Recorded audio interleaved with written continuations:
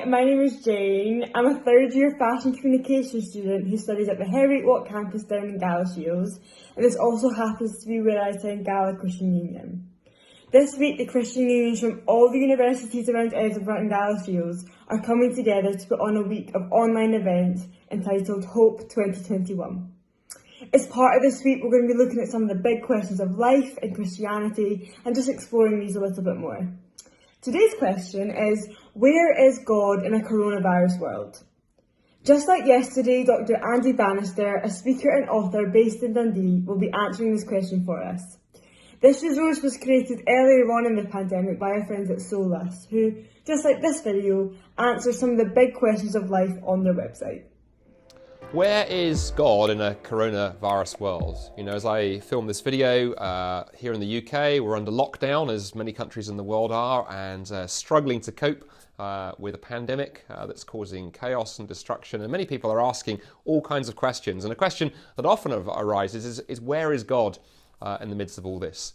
And you know, the way I want to begin thinking about that question is, it struck me as the virus has unfolded and as we've experienced living under lockdown conditions. One of the things I find fascinating is that coronavirus raises all kinds of religious and spiritual questions.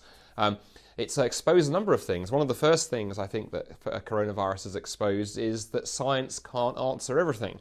You know, we've addressed that question in other short answer videos, but you know, we live in an age that's encouraged us to think that science can answer everything. In terms of dealing with the virus, you hear people saying, we just need to follow the science.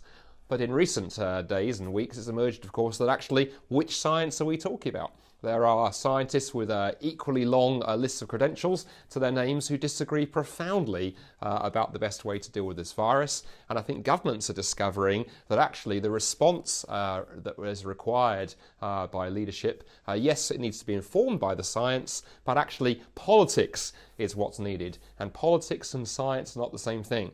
And I think coronavirus has exposed that actually science is really helpful in certain areas, but it can't actually help us make big decisions about how we structure societies given what we're facing. So that's the first thing.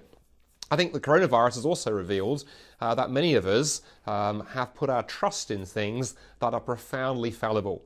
You know, for many of us, particularly in the Western world, we had our very nice lives set up. You know, we had our job and we had our standard of living, and we had the sports that we were into. We had our community of friends. For Christians, we had our churches. Everything was structured and nice and ordered, and life was wonderful. And along came this pandemic and has swept all of those things away. And I think for many people, it's exposed that actually maybe the things we were placing our hope and our certainty and our confidence in are not actually what they were cracked up to be. I was reading an essay by an atheist journalist called Douglas Murray in a magazine the other day, talking about this and saying that actually the one question that our society has avoided for so long has been the question of purpose. And the coronavirus has forced us to ask the question of what is human life really, really about? And for some people, that's a very uncomfortable question. The third thing I think coronavirus has revealed that I find fascinating is it's revealed also how instinctively Christian many of our societies are.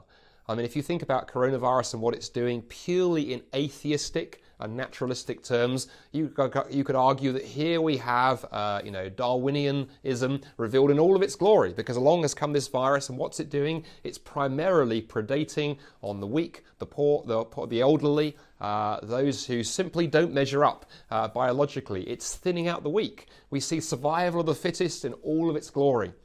But isn't it interesting that we're not responding that way? No government minister, no matter how atheistic they are, has come out and gone, let's just let the virus kill as many old people as possible because society will get stronger.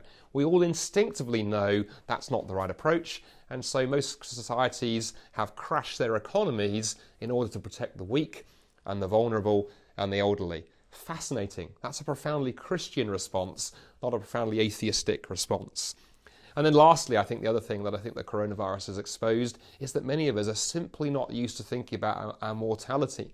We've kidded ourselves into the fact that, we're going to live forever and nothing can touch us. Look at us, aren't we clever with all the science and technology we have? And suddenly along comes a pandemic and it reveals that we are mortal, and we need to think about some of those big questions that we've possibly been avoiding. And you know what's interesting, as people have thought about those questions, when you pursue them, they don't take you away from God, or they actually take you towards God. A secular magazine here in the UK, The New Statesman, ran an article just a few days before I'm recording this video called "How Coronavirus is Leading to a Religious Revival."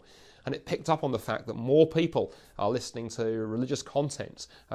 Churches that are streaming services are finding numbers going through the roof. Some of the apps you can get on your phone to read things like the Bible have seen a huge spike in downloads, as I think people are beginning to ask tough questions. And so, yeah, for Christians, there is a question of where is God in the midst of all this? But the Bible has always been very honest that we live in a world that is broken, a world where there is suffering, but that actually God is there to be found in the middle of that, and that actually the way we get through times like the COVID virus is not by running away from God, but by pressing deeper in. We hope you really enjoyed that. As well as this video, we have a ton of other events happening this week, which you are more than welcome to come along to. If this sounds of interest, then feel free to follow our Instagram and Facebook pages at HOPE 2021 to find out more. Finally, if you'd like to find out more information about anything that Andy has talked about today, there's two ways that you can do this. Firstly, in the description box below, there's a link to a series of resources which go into today's topic a lot deeper, and you can look at these whenever you would like. Secondly, there's another link in the description box to a Google form. Feel free to fill in this form if you'd like to talk to someone more about today's video or ask some more questions, whatever those questions are.